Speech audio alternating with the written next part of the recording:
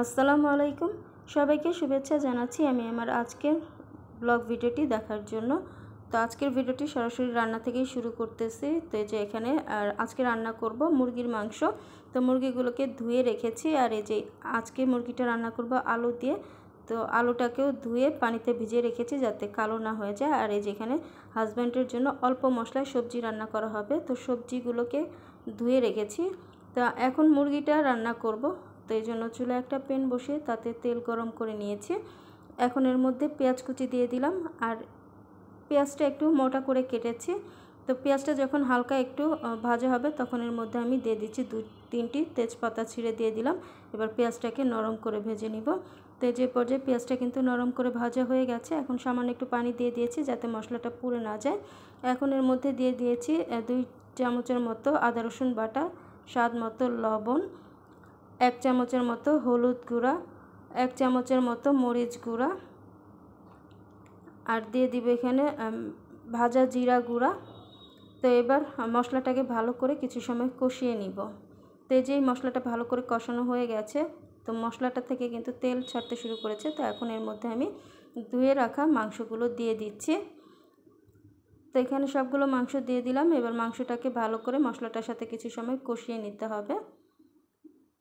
তো এই পর্যায়ে এখানে আমি দিয়ে দিচ্ছি গরম মশলা গুঁড়া। তো আপনারা যদি আস্ত গরম মশলা দেন তো সেক্ষেত্রে চাইলে আপনারা এই গরম মশলা গুঁড়াটা স্কিপ করতে পারেন। তো এবার গরম মশলা গুঁড়াটা দিয়ে চিকেনের সাথে ভালো করে কিছু সময় মিশিয়ে এটাকে কষিয়ে নিব। তো আমার চিকেনটা কষানো হয়ে গেছে, তো এখন আমি ধুয়ে রাখা আলুটা দিয়ে দিলাম। তো আলুটাকে এবার মুরগির মাংসটার সাথে কিছু সময় ভালো করে কষিয়ে নিতে হবে। তো এই যে পর্যায়ে আমার মাংসটাকে কষানো হয়ে গেছে, তো আমি এখানে ঝোলের জন্য পানিটা অ্যাড করে দিচ্ছি। তবে আমি এখানে পানির পরিমাণটা খুব বেশি দিব না, যেহেতু এইটা একটু মাখো মাখো ঝোল রাখবো। তো এই জন্য এখানে ঝোলের পরিমাণটা একটু কম করে দিয়েছি। আপনারা যতটুকু ঝোল খাবেন তো সেই পরিমাণে পানিটা অ্যাড করে দিবেন। এবার মুরগির আর আলুটার সাথে পানিটার সাথে ভালো করে নেড়েচেড়ে মিশিয়ে নিচ্ছি। তো এবার একটা বলক আসা পর্যন্ত অপেক্ষা করব। তো এই যে পর্যায়ে কিন্তু ঝোলটাতে বলক চলে এসেছে, আর ঝোলটা কিন্তু বেশ খানিকটা শুকিয়ে এসেছে। তো আপনারা চাইলে কিন্তু এই পর্যায়ে কাঁচামরিচ দিতে পারেন, তবে আমরা এই মুরগির মাংসে কোনো কাঁচামরিচ দিই না। তো এই যে এই পর্যায়ে আমি চুলাটা অফ করে দিচ্ছি। আমার মাংস রান্নাটা হয়ে গেছে।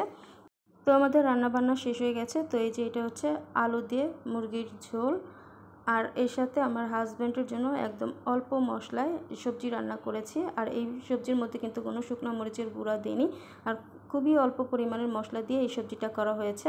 আর এখানে পাতলা ডাল ছিল। তো এই ছিল আমাদের দুপুরবেলার খাবার দাবার। তো আলহামদুলিল্লাহ প্রতিটা খাবারই কিন্তু অনেক বেশি মজার ছিল।